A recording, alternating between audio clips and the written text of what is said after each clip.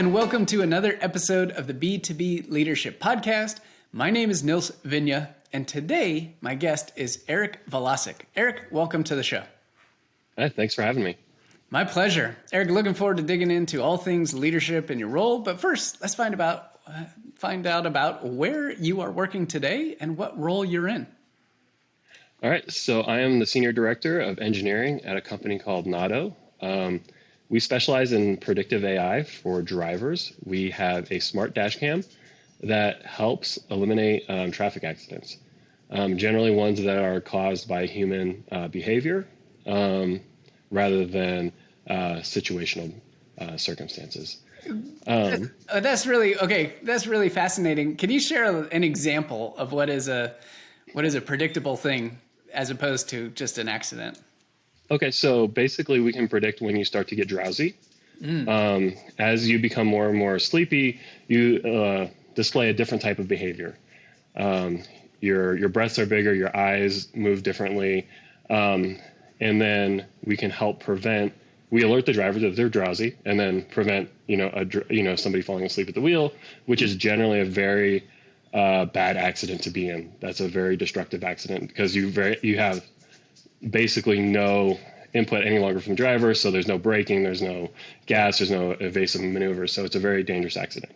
We also look at other factors like, am I distracted, am I tailgating, am I eliciting other dangerous behavior, and then the Nauto device alerts you to this.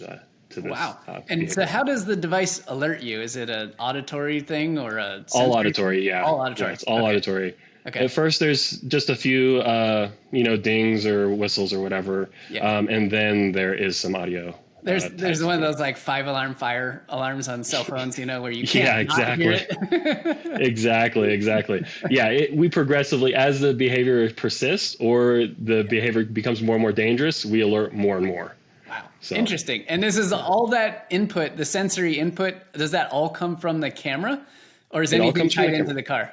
Nothing is tied into the car at the moment. Wow. We have an IMU, so basically your gyroscope accelerometer on the device, and that's added and fused in with your video stream. So a video stream looking out, video stream looking in, we combine all that with AI and machine learning to determine how risky your driving is. And then, as you become more and more risky, we alert to what things are causing that risk to increase. Wow. That's absolutely fascinating. Thankful that you and the Nauto team are putting that together to help make people safer on the road. That is super cool. All right. So before we get into your role today and kind of what you're responsible for, let's go back in time and talk a little bit about how you got into your first leadership position. And usually when I'm talking leadership position, I mean technically responsible for other people, transitioning from an individual contributor to a people leader. Like all managers, it was mostly by accident. I didn't intend to become a people manager or a team manager. I'm very technical. I generally stay on the technical track. However, one of the businesses I was working with prior, the manager left. And also there was not a strong recruiting core, so there was no intermediate manager. There was no the role wasn't being filled.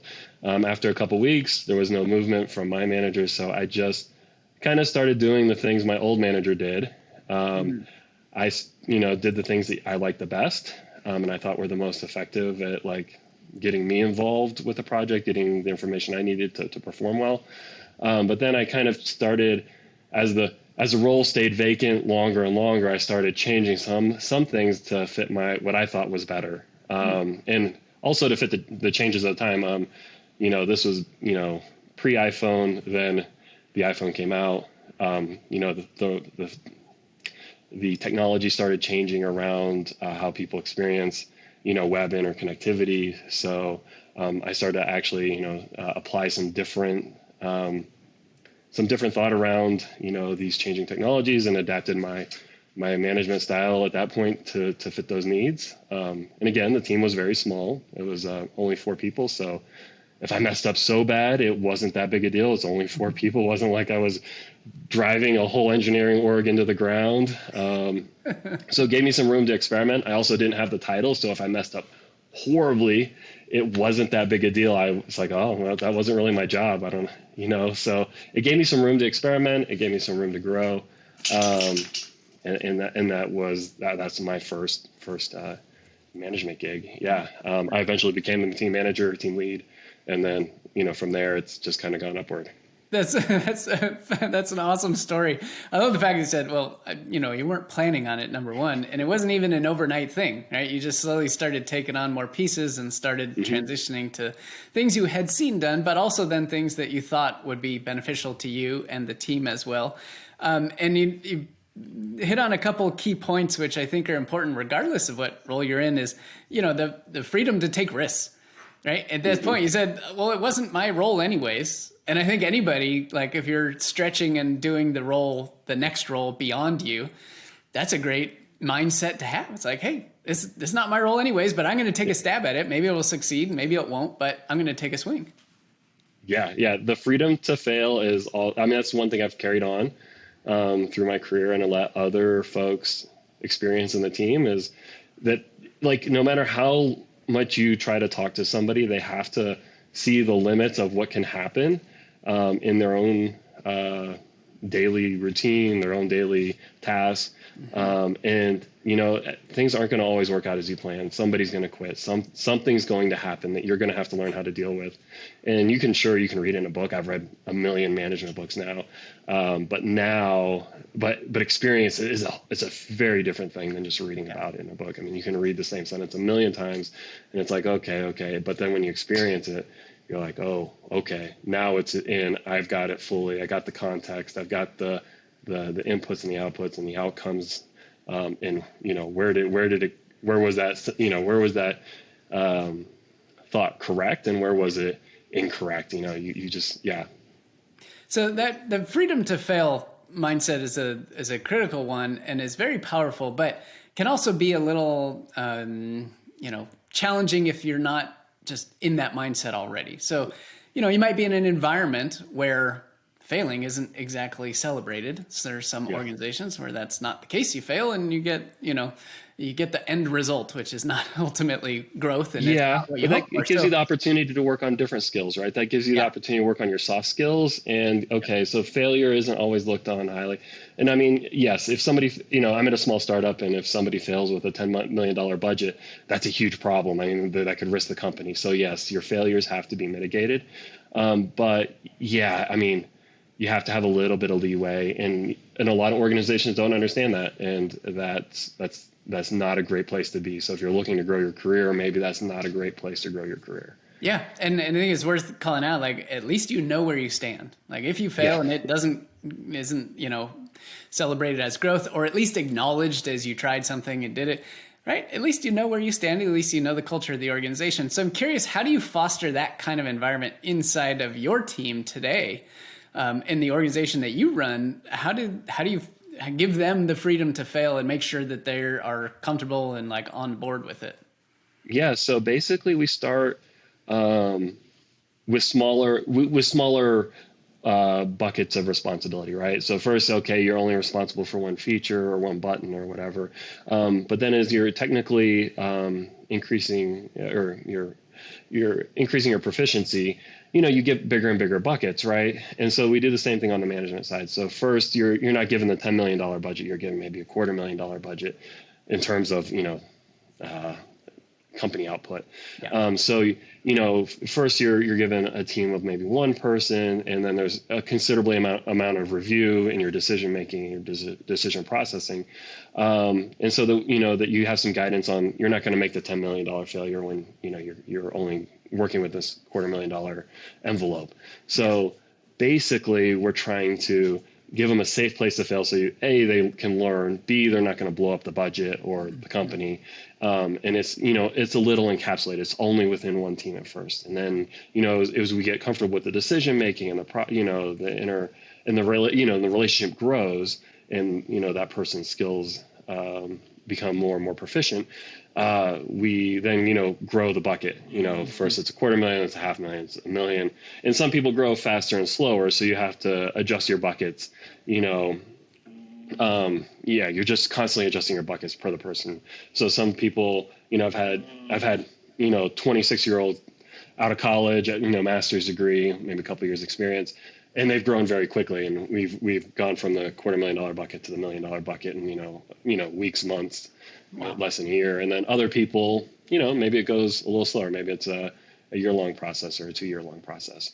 Well, I like that you're taking an active role in the freedom to fail, because you're controlling the environment that they can fail within in order to build the confidence that they have to continue to push the boundary at their own pace. As you noted, everybody's going to have a little bit of a different appetite for, growth in the timeline and whatnot. And that's okay. But it sounds like you're enabling, regardless of, what pace it is, you're enabling that based on giving them the constraints to operate within, see how they do, and continuously increase it, as opposed to just throw them in the deep end. Yeah. We're in a startup. You just don't throw. Well, some people do, and some people that's fine. I've been there. Yeah. It happens. But I found that leads to more failures than more successes. Over time. Like there are some people that you just throw them in the deep end. I've definitely worked with those folks, and all of a sudden, for a short while, we had a senior manager of data science, which is, in our company, the data AI team is kind of the most valuable team. And I think he was senior manager by 28. I mean, he was running several groups. It was one of our 2 core competencies. AI is one, data science is the other. Of a company that, raised 200 million almost over the course of our existence. So, it's some people can do it, but it's not a general, Of course, there's Bill Gates and Steve Jobs. They jumped into the CEO role immediately, succeeded immediately, and made it look easy. Not everybody's like that. No, and while we can celebrate the grand vision of what that is, the reality is everybody is, has a set of strengths. They have a set of ways, experience that they can rely on. They have, progress that they will make, but it's going to be different. And I think that's a really important leadership principle, is just recognizing that there is no one perfect either path or timeline that applies to everyone. And that's for some sure. of the fun. Yep, exactly. Yeah. So when we were talking before, we were talking about bottlenecks, and was wondering if you could share a little bit more detail as to the context of how bottlenecks apply to you, not just on the engineering side, but also on the leadership side. So on the engineering side, generally once you're working with multiple teams, software starts to become developed at a different cadence. AI, machine learning algorithms, they have a different cadence. Front end is very schizophrenic. It changes all the time. Mm-hmm. The teams you build around those, they change constantly. Cloud is a little bit of it's a combination of several different practices. A lot of engineering organizations, they don't build a monolithic application anymore. It's actually, hundreds of applications under the hood that do multiple different things and run different scales. So, you're always trying to deliver features that your customers want and enjoy. So you have to, to keep these coming out, you have to kind of do a lot of planning around these different cadences. And making sure that the software production ends up with a widget at the end of the day or the end of the month or whatever that the customer wants, but you have to line up all the pieces in the behind the scenes. So that's where bottlenecks become important. If you have a bottleneck or unforeseen slowdown in, say, data collection, that's going to percolate all the way up to what the customer sees. And so you need to solve that problem, that bottleneck, quicker than maybe something on the front end or something in the cloud. So that's one of the larger problems that I face as an engineering leader, is how do we eliminate these bottlenecks so that they don't percolate up to the customer, and that we continue to roll out features. So I'm curious about the identification of bottlenecks, right? There's always, consumer and user feedback and things and testing and whatnot. But what are some of the tools or the strategies that you as the leader are looking at your entire production pipeline to identify those bottlenecks, ideally before they become a big problem? Yeah, so we're in general using a retrospective to find bottlenecks. So we're generally, we chunk out the work. We put an estimate on how long it's going to take. Estimates never work, but it gives you a baseline, right, to work from. Yeah. And from that baseline, we track the amount of time to completion. Sometimes we just, as engineering teams, we just drastically underestimate a feature. And other times we have things that we can't control. Somebody quits, a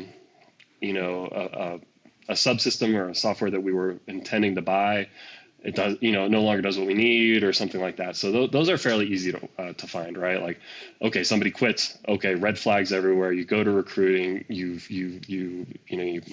pay all the fees to all the consultants, and you get somebody back into that spot as quickly as possible. So those are the easy to see problems. The other problems that kind of come up and arise is just the technical complexity changes during the course of your development process. So in these in these instances, you generally have we use a retrospective. You can use any kind of meeting. A lot of people use Jira and Trulio, and you can track tickets and all that stuff. But generally, we're looking at retrospectives. What caused the complexity, and then we're constantly looking at engineering solutions to either reduce that complexity. So we'll make some infrastructure changes to make sure that complexity is no longer in the development process, so it doesn't affect other people in the next planning session and whatnot.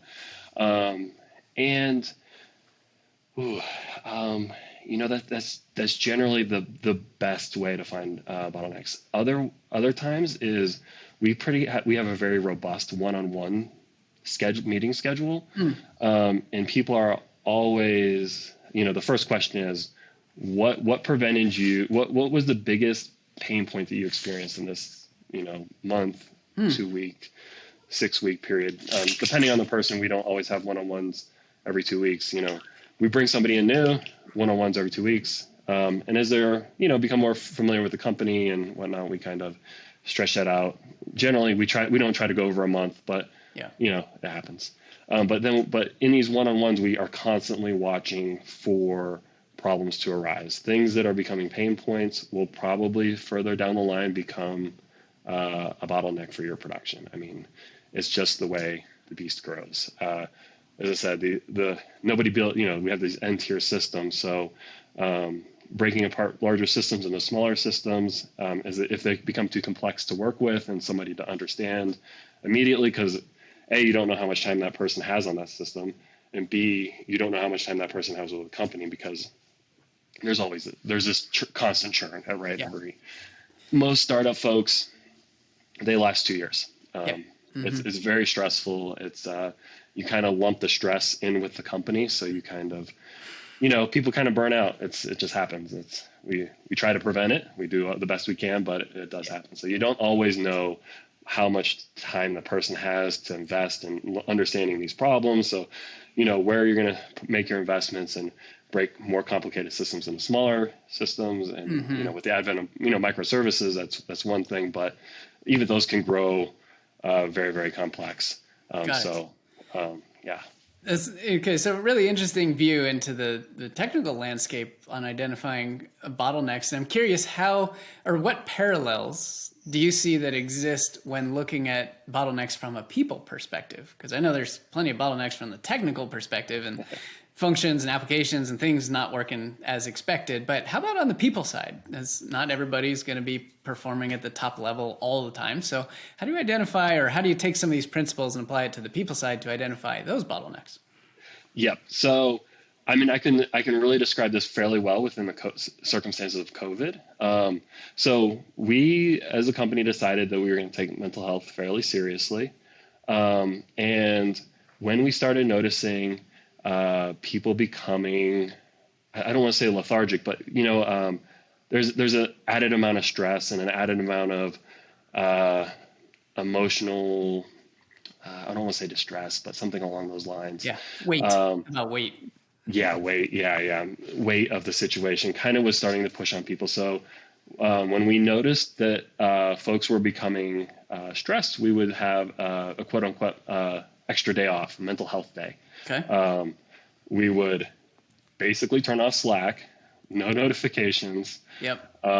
You weren't to answer your email. There were a couple people that were, customer support centric.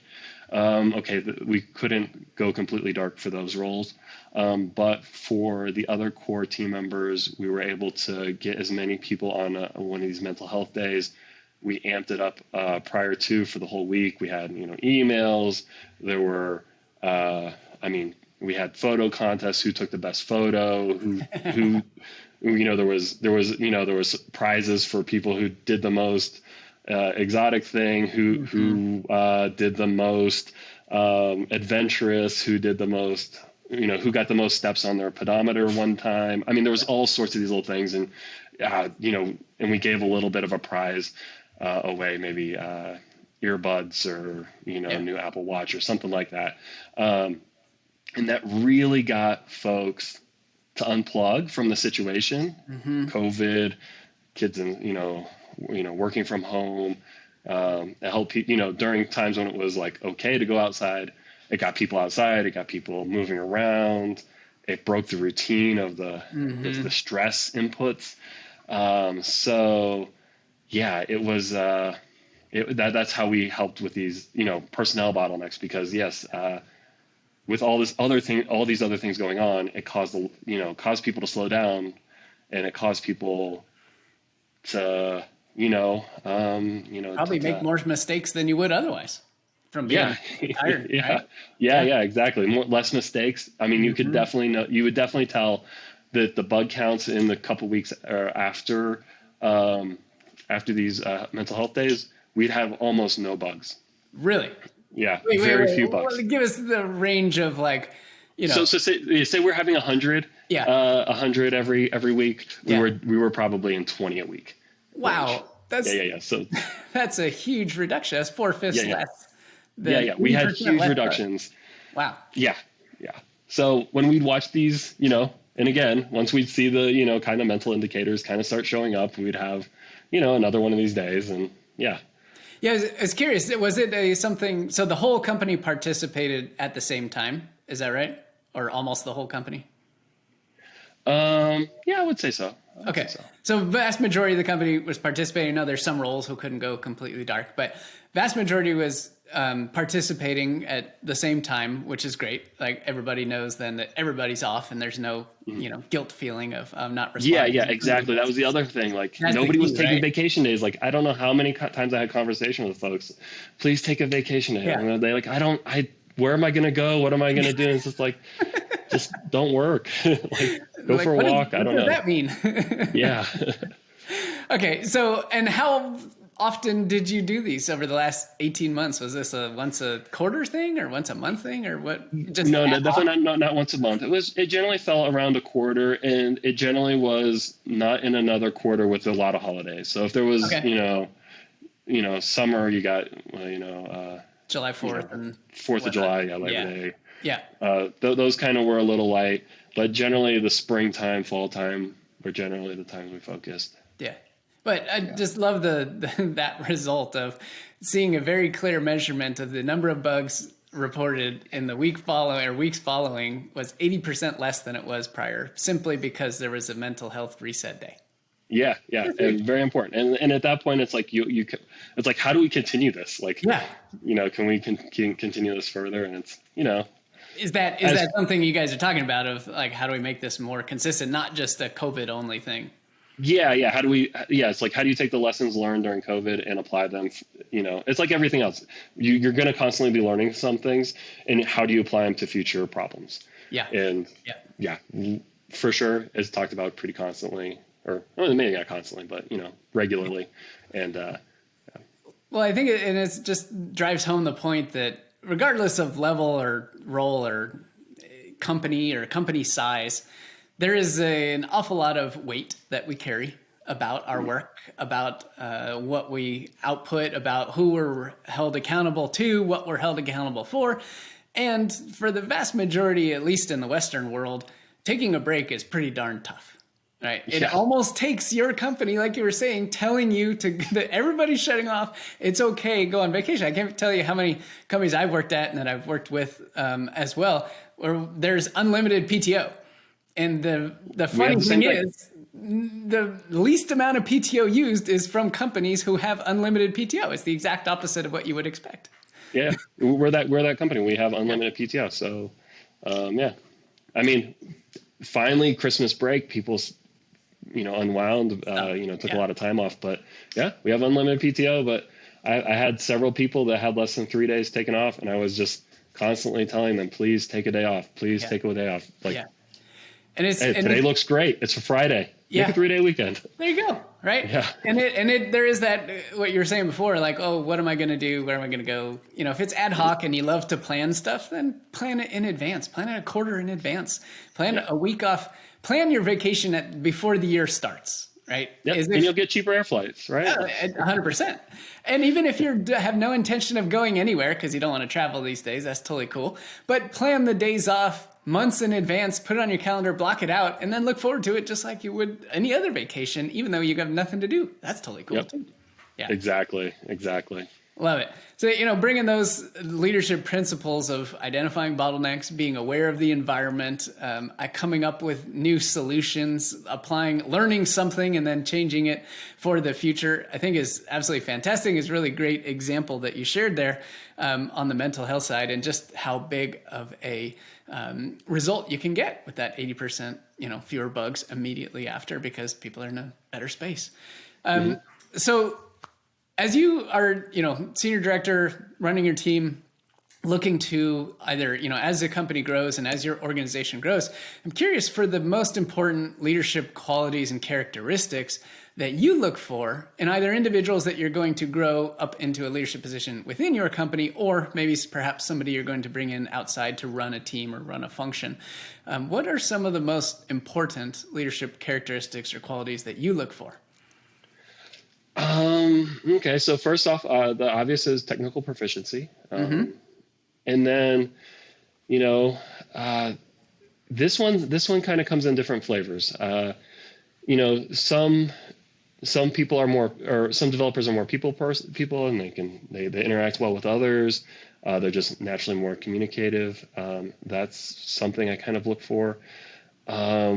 I also, sometimes if somebody's very organized and they're, maybe not keeping track of other teams, but they're, listening to, indicators from, other meetings with other teams, to see, just to kind of, they're interested in how their work is progressing. And once they start kind of taking that initiative to like, okay, well, I build, widget XYZ, but it's really based on, somebody else doing ABC first. And how do I incorporate that into my development process? Once people like naturally kind of find those two fits, that's when I start really thinking, okay, that person's ready for more coaching. Let's have more career discussions. Let's have, what do you want to do with your career? How do you want to grow? And I make sure the person's on board, because some people don't want to go into management. Like they want to stay on the technical side, or they want to stay,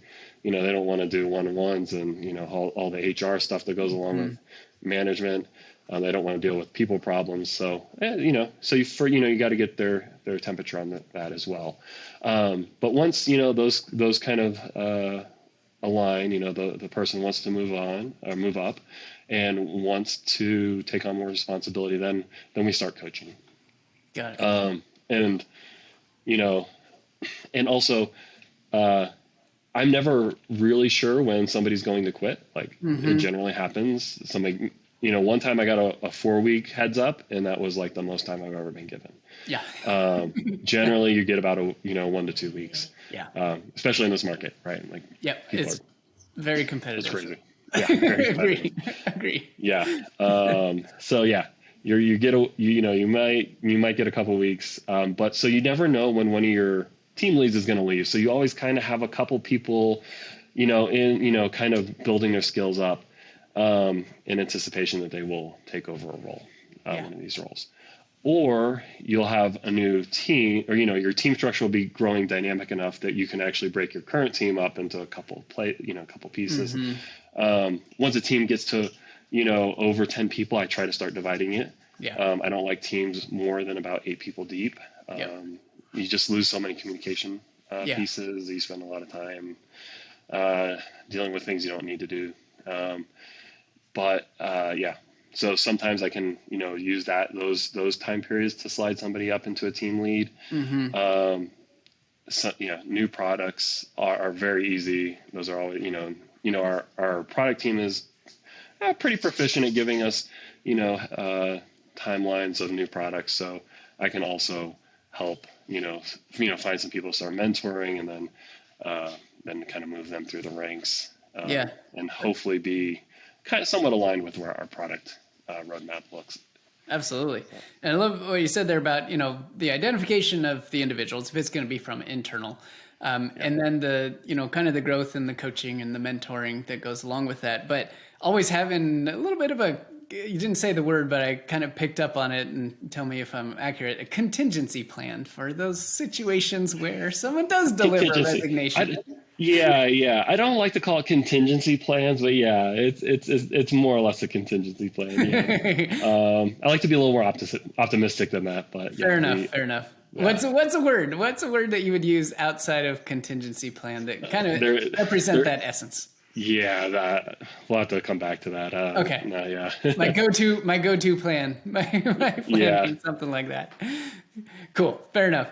All right. So I want to come back real quick to the one-on-one meetings that you mentioned earlier. You said there's one very important question that gets asked in every single one-on-one meeting about the biggest pain point that the individual had experienced. Can you tell us a little bit more about that, and how did that one question become so important in your one-on-one meetings? Yeah, because it serves two purposes, right? Because a pain point isn't definitively a technical problem. Is it not definitively a personnel problem or a corporate problem? It can be anything. So you can get a heads or read on a lot of different types of problems that are coming up. Most of the time in engineering, it's a technical problem. But oftentimes, you'll have sub problems like, something in the company is bugging me. We have this, maybe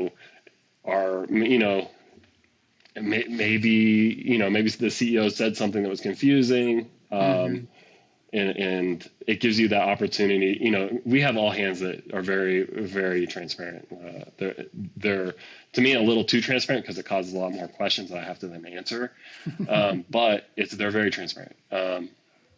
And so, it gives us a good, way to read on how those meetings went, how the messages that we're wanting to get across got across. It gives us feedback on those kind of events. It also gives us feedback into, fundraising, even like, where are we at on fundraising? It's a pain that I'm not really sure what my options are worth, or I'm not really sure what my, what our expected exit, any of those type of things that come up in a startup. It gives you the opportunity to get ahead of the game, get ahead of that problem. Love it. That is an incredibly powerful question. Love that you included in there. I think it's a great one that anybody who's not asking that today, regardless of level, start asking that question. What's the single biggest pain point that you've experienced in the last whatever time it's been since you've talked to them previously?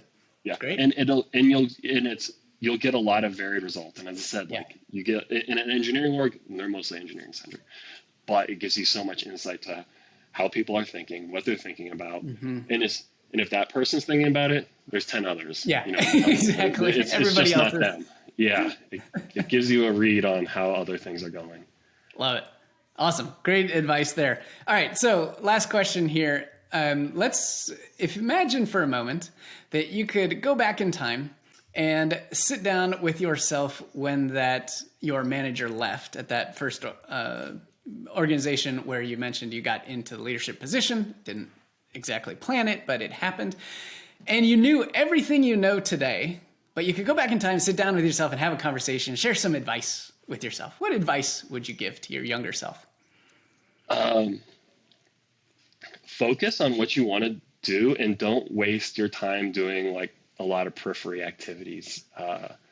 If you know, the quicker you can make that decision, the better.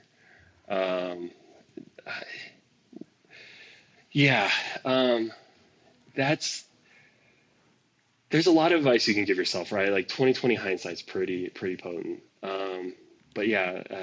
That's why I love this question, because, you know, how often do we think about our younger self? And, you know, in an environment like this where we're having a conversation and, you know, thousands of people get to listen into this, they get to hear this advice, and it causes a little different thought process on their side too, which is wonderful. I think it's a great reflection to learn from your 2020 and how clear it is, and something that might be important for them to consider. Yeah. I mean, it always goes back to, you know, make up your mind what you want to do. And if it changes, that's great. Don't worry about it. But a lot of times we let a lot of distractions, and I'm taking a purely professional experience, not like, okay, I have this hobby, enjoy your hobbies. That's great. Yeah. But just from a pure technical and career development, you'll get distracted a million ways, and you'll have product teams trying to push product that you don't necessarily think is important. Mm-hmm. And you'll have to come to consensus with those teams, but make sure you're spending your time solving the hard problems. Make sure you're spending the time solving the correct problems. I mean, you constantly hear of startups pivoting, and that's you've got to do that. You have to carry that same concept with your career. You have to spend the time in, you know, developing the, you know, when mobile came along, I spent a lot of time working with mobile. But after a couple of years, you know, everybody understood mobile. So now it's time to do something else, right? Like, spend your time honing those skills. Try not to get distracted with, I mean, there's going to be a whole gazillion fad things out there. Try not to waste your time with the fads. Love it. Make up your mind, solve the hard problems, the correct problems, focus. Don't waste your time. It's always focus. Always focus. I mean, you see younger people, they just they want to focus on everything, and it's just not possible. You just be good at a few things and then grow your career horizontally. Don't try to do everything all at once. It never gets you very far. Wonderful advice. All right, Eric, that was awesome. Thank you so much for sharing your wisdom and your experience and your expertise with us. Appreciate it very much, and look forward to hearing about all the incredible things that you and your team are going to do. We'll have a full link to your LinkedIn profile and company link in the show notes, so be sure to check that out. But thanks so much for spending some time with me today, and take care, and I'll talk to you soon. All right, awesome. Thanks again for having me.